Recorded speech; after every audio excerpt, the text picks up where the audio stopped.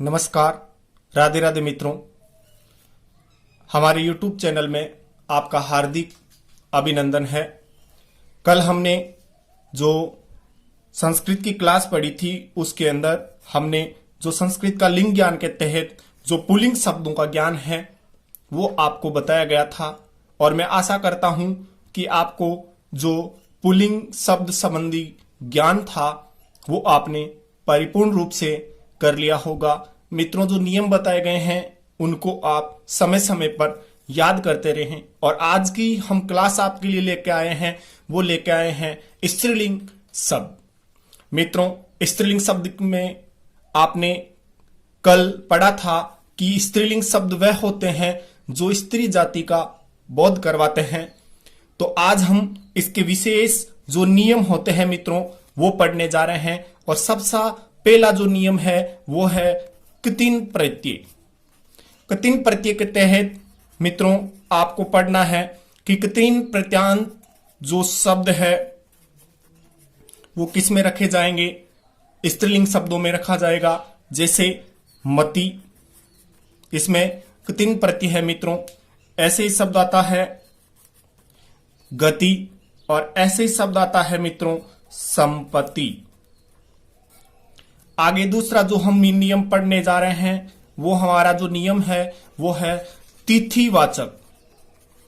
तिथिवाचक जो शब्द होते हैं उनको हम किस में रखेंगे, स्त्रीलिंग शब्दों में रखेंगे। जैसे शब्द आता है प्रतिपते, ऐसा ही शब्द आता है द्वितीया। अगला शब्द आता है तृतीया। अगला जो शब्द आता है वो आता है चतुर्थी। इसी प्रकार आप पंचमी आदि से लगा करके जो पूर्णिमा तक जितने भी जो संख्यावाची और जो तिथिवाचक होंगे, कल हमने पढ़ा था कि संख्यावाची जो शब्द होते हैं वो हमने पढ़ा था किसके अंदर मित्रों, पुल्लिंग जो शब्द है उसके अंदर हमने पढ़ा था, जिसमें खर्व है, शंख है, पदम है आदि शब्दों को किस में रखा गया था, पुल्लिंग में रखा गया था। लेकिन आज हम पढ़ने जा रहे हैं कि तिथिवाचक जो शब्द वो किस में रखे जाएंगे, स्त्रीलिंग में। इसको अच्छी तरीके से आप याद कर ले मित्रों। फिर आएगा हमारा नियम नंबर तीसरा, और तीसरा नियम विशेष है ध्यान रखना कि इस बार जो रीट है उसमें यह महत्वपूर्ण है। एकाक्षर इकारांत और जो उकारांत शब्द है वो मित्रों किस में रखा जाएगा,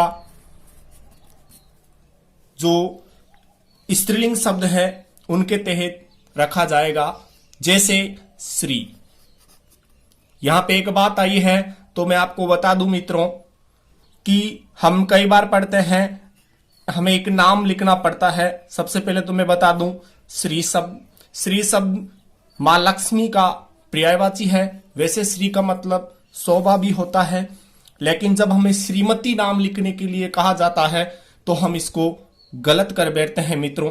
तो इसलिए यहां पे मैं एक नियम बताने जा रहा हूं और वो नियम है, ये ध्यान कर लेना मित्रों, ये क्योंकि यहां पे आपने अगर छोटी मात्रा लगा दी तो इस मति का मतलब होता है बुद्धि।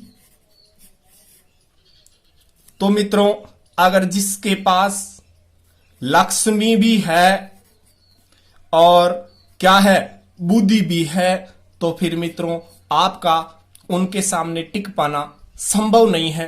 तो इसलिए आप ध्यान दें कि इस जो हमारे श्रीमती जो शब्द काम में लिया जाता है वो शब्द इस प्रकार होगा। आगे सबसे पहले हमने पढ़ा कि एकाक्षर इकारांत और उकारांत शब्द किस में रखे जाएंगे, स्त्रीलिंग शब्दों में रखे जाएंगे, जिसके तहत हम पढ़ रहे हैं श्री।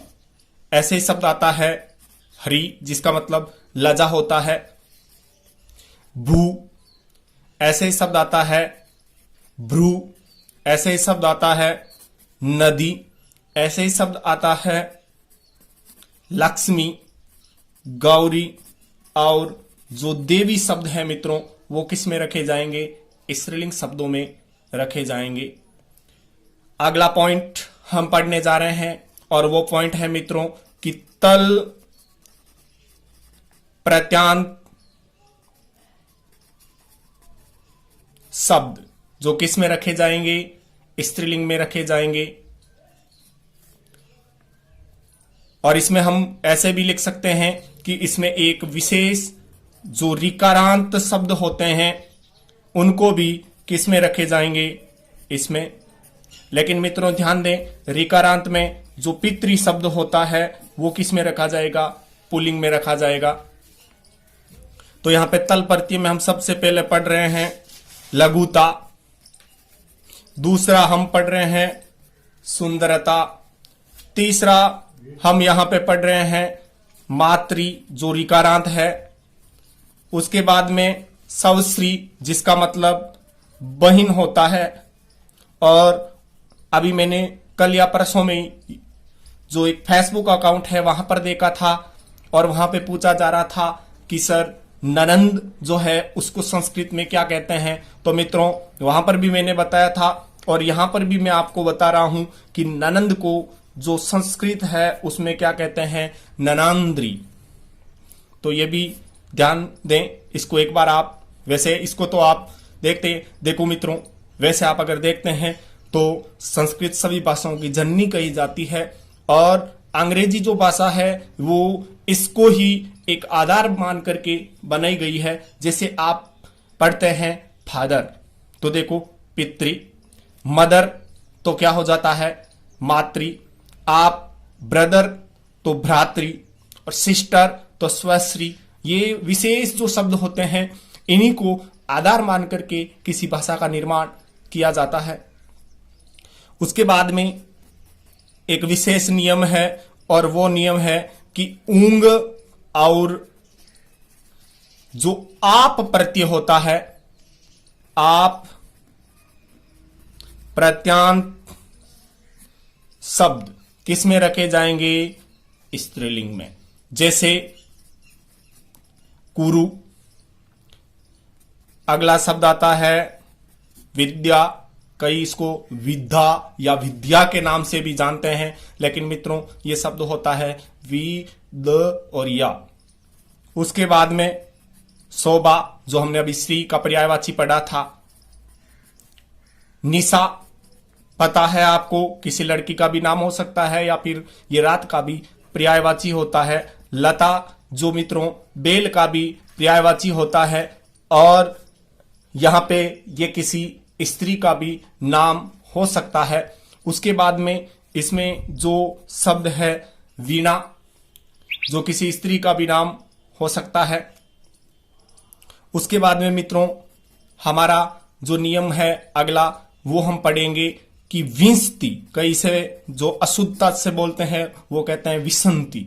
ये विसंति नहीं होता मित्रों, ये होता है विंशति। ऐसे ये शब्द होता है त्रिशत। अगला शब्द आता है पंचाशत, अगला शब्द आता है अशीति। इन शब्दों को भी हम कह सकते हैं विशेष नियम के तहत। इसका नियम क्या है कि विंशति से लगाकर, कहां से, विंशति से लगा करके और नवति, नवति का मतलब होता है मित्रों 90, वहां तक को संस्कृत में पर्यंत कहते हैं। जो हमारा अगला कल का टॉपिक होगा उसमें मैं आपको इसको विस्तार से बताऊंगा। पर्यंत जो संख्यावाची शब्द होते हैं, संख्यावाची शब्द, उसको किस में रखा जाता है मित्रों, नोट कर लेना, महत्वपूर्ण है। विंशति से लगा करके नवति, यानी विंशति का मतलब 20 और नवति का मतलब 90। यहां तक जो संख्यावाची शब्द है उनको किस में रखा जाएगा, स्त्रीलिंग में रखा जाएगा। तो आप ये जितने भी आपको स्त्रीलिंग के नियम बताए गए हैं वो रीट और विभिन्न प्रकार की जो प्रतियोगी परीक्षाएं हैं उनमें अति महत्वपूर्ण हैं। तो इसलिए आप इनको समय समय पर याद करते रहें मित्रों। उसके बाद मित्रों हम नंबर 3 पे पढ़ेंगे नपुंसक लिंग जो शब्द होते हैं उसमें इसमें आपको बताया गया कि जो शब्द न तो पुरुष जाति का बोध कराते हैं और न ही स्त्री जाति का बोध कराते हैं, उन शब्दों को किस में रखा जाएगा? नपुंसकलिंग शब्दों में रखा जाएगा। तो इसलिए इसका जो हम पहला नियम है वो मित्रों पढ़ने जा रहे हैं, और इसका पहला नियम है कि ल्युट, कत, अनियर, तव्यत, त्व आदि जो प्रत्यांत शब्द होते हैं उनको किस में रखा जाएगा? नपुंसकलिंग में रखा जाएगा मित्रों। और जैसे हम शब्द पढ़ते हैं, गम दन सत्री बराबर गमनम, ऐसे ही सी दन ल्युट बराबर शब्द क्या बनेगा? सैनम। ऐसे ही हम भुज धन ल्युट बराबर क्या बनेगा? भोजनम। ऐसे ही शब्द आ सकता है गीतम। ऐसे ही शब्द आ सकता है मित्रों हसीतम। ऐसे ही शब्द आता है भवि तव्यम, या फिर आप लिख सकते हैं भावनीय और मैं भावनीयम। ऐसे ही शब्द आता है भाव्यम, और ऐसे ही शब्द आता है त्व प्रत्यय से जुड़ा हुआ लघुत्वम। तो इन शब्दों को आप किस में रखोगे? नपुंसकलिंग शब्दों में। इनमें कोई ज्यादा विशेष नहीं है। आप क्या करें, इसको एक बार यहां से पढ़ने के बाद में आप अपनी जो अभ्यास पुस्तिका है उसमें लिख लें और उसको बार बार आप पढ़ते रहें। ये मित्रों एक विशेष नियम है कि त्रे से अंत होने वाले शब्द, या हम कह सकते हैं कि वह शब्द जिनके अंत में त्रे होता है उसको किस में आप रखेंगे? नपुंसकलिंग में रखेंगे। और यहां पे शब्द क्या बन जाएगा? छत्रम, ऐसे ही पत्रम, ऐसे ही चरित्रम। तो मित्रों इन शब्दों को किस में रखोगे आप? नपुंसकलिंग में रखेंगे। अब इसका एक विशेष और जो लास्ट नियम है वो आप याद रखें, जो मैंने पहले ही बोल दिया कि जो शब्द पुल्लिंग या स्त्रीलिंग नहीं है उन्हें किस में रखा जाएगा? और आप इसको आज विशेष तरीके से याद कर लें। मैं हर एक जो शब्द है उसका आपको पूरा अर्थ बताने जा रहा हूं जो हमारे संस्कृत में काम आएगा। जैसे मैं सबसे पहले शब्द लिखता हूं वृंदम। वृंदम का मित्रों जो अर्थ होता है वो होता है समूह। याद कर लें आप। ऐसे ही आप कई बार खग शब्द पढ़ते हैं। क्या शब्द पढ़ते हैं? खग। अगर आपको पूछ लिया जाता है कि जो खग संस्कृत का शब्द है उसके अंदर कौन सा समास है, या आपको हिंदी में पूछ लिया जाता है कि खग है उसका समास विग्रह क्या होगा, तो मित्रों ख का मतलब होता है आकाश। ख का मतलब क्या होता है? आकाश। और ग का मित्रों जो अर्थ होता है वो होता है गमन करने वाला। तो हम यहां पे क्या लिखेंगे? इसको समास विग्रह इसका क्या होगा? आकाश में गमन करने वाला या विचरण करने वाला, वो क्या होता है? खग। और ये किसका पर्यायवाची होता है? पक्षी। यानी पक्षी किस में विचरण करते हैं? आकाश में गमन करते हैं, आकाश में विचरण करते हैं, इसलिए इसको किस नाम से जाना जाता है? तो यहां पे मैं लिखने जा रहा हूं खम, या ख भी लिखा हुआ होता है, तो इसका मतलब क्या होता है? आकाश। ऐसे ही एक शब्द आता है अरण्यम, जिसका मतलब होता है वन। मित्रों कई बार पूछा जाता है मैं आपसे पूछने जा रहा हूं कि आपने क्या शब्द पढ़ा या कौन सा शब्द शुद्ध है, तो आप इसको बताने का प्रयास करें।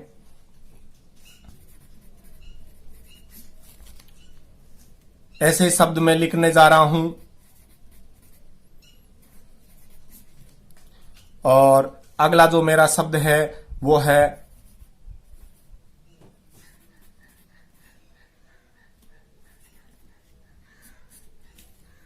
बताएं मित्रों कौन सा सही है, अभ्यारण्य, अभ्यारण्य, अभयारण्य या फिर अभयारण्य।